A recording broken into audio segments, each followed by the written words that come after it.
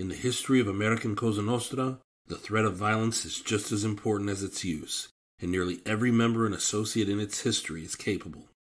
There are individuals, however, who stand out even among their peers in the underworld. These mobsters are the 30 most feared wise guys in American Cosa Nostra. Number 14.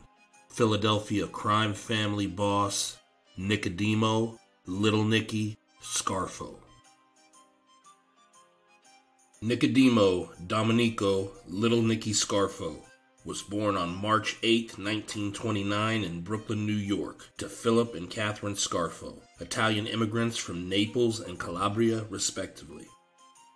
As a child, the Scarfo family moved to South Philadelphia, where during his youth, Nicky Scarfo would work as a laborer while simultaneously going to high school, which he would graduate in 1947. During this time, he would also learn to box. Fighting in the local club circuit as an amateur, Scarfo earned a reputation as a tough, aggressive fighter that would not back down from anyone. At some point, Scarfo decided his future was outside the ring and not in it. It was around that time Scarfo joined his uncle, Nicky Buck Piccolo, who was a soldier with the Philly mob, and began his schooling in Cosa Nostra. During this time, Scarfo would learn the ins and outs of racketeering from his uncle, Nicholas Nicky Buck Piccolo, and Nicky Buck's two brothers, Philly mob associates Mike and Joe Piccolo. Early on, he would also make numerous contacts in the Philly mob and the underworld as a whole. One of those contacts was powerful Philly mob capo, Felix Skinny Razor DiTullio. If the Piccolo brothers were young Scarfo's mentors as a racketeer, then Felix Skinny Razor DiTullio was Scarfo's mentor when it came to being a gangster. It would be DiTullio who would accompany a young Scarfo on his first hit. Scarfo and DiTullio would kill the brother of a fruit stand owner that was nicknamed the Huckster. Scarfo and DiTullio stabbed the man to death. Then, to send a message that the mob was not to be disrespected, they cut away his genitals and stuffed them in his mouth. In 1954, Scarfo was proposed for membership into the Philadelphia crime family by his uncle, Nicholas Nicky Buck Piccolo. He would then be inducted by family boss Joseph Ida at a ceremony held in New Jersey, alongside his two uncles, Mike and Joe Piccolo, who were also inducted as full-fledged soldiers. It was rare that a man as young as Scarfo would get made. The fact that he was made so young into the Philly mob showed that he took the edicts and lifestyle of Cosa Nostra with the utmost seriousness. It also showed that he had impressed some major players in the family, namely his two mentors, Capo Felix Skinny Razor DiTullio, and his uncle, Nicholas Nicky Buck Piccolo, who was by then also a capo. Shortly thereafter, Scarfo would solidify his position as a button man by carrying out another hit for the family, this time on Reds Caruso. Scarfo would then kill William Dugan off the record in an argument at a diner armed with just a butter knife. No disciplinary action was handed down by family boss Angelo Bruno for the off-the-record hit, and this became one of the favorite stories he would tell his nephew Phil Leonetti and others. Scarfo would serve just 23 months in prison for the murder of William Dugan. After his release, Scarfo would join DiTullio in Atlantic City. Skinny Razor would die of natural causes in 1966. That left Nicky Scarfo as the only made man in Atlantic City, and current Philadelphia crime family boss Angelo Bruno let Scarfo run it as he saw fit.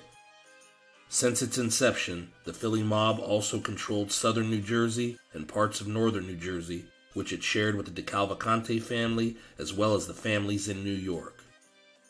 There wasn't much going on in Atlantic City at the time, but with the legalization of gambling on the horizon, all that would change. During the years prior to legalized gambling, Scarfo and his crew, which included longtime friend Chucky Merlino, his brother Lawrence Merlino, Nick the Blade Virgilio, and Scarfo's nephew, Phil Leonetti, made a name for themselves as one of the most ruthless crews inside the Philly mob, carrying out multiple killings over just a few years. Pepe Leva, Vincent Falcone, and Louis DeMarco are just a few of the names of Scarfo crew victims. The crew even went as far as murdering a corrupt municipal judge by the name of Edwin Helfant. Helfant was to arrange a reduced prison sentence for Nick the Blade Virgilio by bribing the presiding judge. However, instead of following through, Helfant pocketed the money and blamed the presiding judge for not doing what he was supposed to. The Scarfo crew knew better, and Virgilio told Scarfo he wanted to kill Helfant himself when he was released, which bought Helfant a few extra years of life. Scarfo himself was so intent on Helfant dying that later he would intimidate a witness on Helfant's behalf in order to keep him out of prison, so when Virgilio got out, the Blade would be able to kill Helfant himself. A short time after Nick Virgilio was released, a man walked up on Helfant at a dinner party, told Helfant's companions to back away, then executed the man in cold blood. Phil Leonetti commented multiple times in his book Mafia Prince about how much Scarfo enjoyed the killing. Yelling at Vincent Falcone's corpse, "The big shot is dead," and intimidating witnesses so Nick the Blade Virgilio could have his revenge were just a few examples of the bloodlust of Nicodemo Scarfo. In the late 1970s, turmoil was just under the surface of life in the Philly mob. It would come to a head on March 12, 1980, when Philly mob consigliere Antonio Caponegro was manipulated by the Genovese family hierarchy into murdering his boss, Angelo Bruno. Caponegro would then be killed by the Genovese, and underboss Philip Testa would be installed as the new boss of the Philadelphia crime family. Testa would name Pete Casella as his underboss and one Nicodemo Scarfo as the family consigliere. Shortly thereafter, the Merlino brothers, Testa's son Salvatore, and Phil Leonetti would all become made into the Philadelphia crime family. Soon after his ascension, Philip Testa would be killed by a bomb planted on his front porch. Once it was determined that Pete Casella, Testa's underboss, was behind the plot, he would be banished to Florida, and Nicodemo Scarfo would become the boss in Philly. During Scarfo's tenure, more than 40 made men and associates would be killed. This was partly due to a bloody civil war with the Rico Benny faction of the family, but it was also due to Scarfo's intense paranoia and pathologic need to be feared. He would order the murders of top captain Salvi Testa and nearly ordered the murders of Virgilio and the Merlino brothers. According to the book Mafia Prince, only due to Phil Leonetti's intercession did these hits not take place. By the time Scarfo was finally taken down, the Philly mob was in shambles.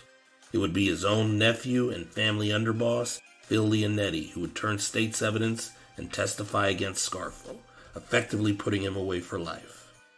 However, during Scarfo's reign, he terrorized not only his enemies, but his own crime family as well. In Philadelphia and Atlantic City, there was no one more feared before or since. Number 13. Colombo Captain Gregory, the Grim Reaper, Scarpa Sr. Gregory Scarpa was born on May 8, 1928, in Bensonhurst, Brooklyn, to first-generation immigrants, Salvatore and Mary. Bensonhurst was a working-class neighborhood, and during the Depression, Scarpa helped his father deliver coal throughout New York City to help make ends meet. A young Scarpa couldn't help but notice the well-dressed mafiosos that were entrenched in the neighborhood with their fancy cars and money in their pockets. After seeing this, Scarpa decided that the humble, hard-working life his parents had lived was not for him. At some point, Scarpa made inroads with the Profaci crime family. A powerful Profaci family gangster by the name of Charlie Lo Cicero took a shine to Scarpa and started schooling him in the ways of Cosa Nostra. Early on, Scarpa showed he was both intimidating and fearless. He became a top loan collector for Lo Cicero, and in a relatively short period of time, Scarpa was inducted into the Profaci crime family. Soon, Charlie Lo Cicero would become consigliere of the Profaci family, and protege, Greg Scarpa, would be right there on his coattails. During these early years as an associate and as a soldier, Scarpa began building both his body count and his reputation as both a hitman and an earner. Things took a turn in March 1962 when Scarpa was arrested by FBI agents as a suspect of an armed robbery. The agents gave him a choice: go to prison or become an FBI informant and feed us information in return for a get-out-of-jail-free card. Scarpa did not need a lot of time to make his decision and would eventually become what was then called a top echelon informant. As it turned out, however, Scarpa's FBI handlers were playing checkers while Scarpa was playing chess. Scarpa would feed the FBI information on his rivals while operating in the underworld with essentially a free hand. Thus, Scarpa was able to both protect himself from law enforcement while simultaneously using them to take care of his enemies and remove any potential roadblocks from his path. In 1964, however, it is alleged that the FBI approached Scarpa and asked for more than just information. The story goes that in 1964, 3 civil rights workers, Andrew Goodman, James Chaney, and Michael Schwerner, went missing in Mississippi. They were working for the Congress of Racial Equality and traveled to the state to look into the Klan's role in the burning of Mount Zion United Methodist Church. The FBI suspected that they were murdered by the Klan, but couldn't locate the missing bodies or develop any useful leads. It's not known who came up with the idea to bring in the violent mafia enforcer Gregory Scarpa.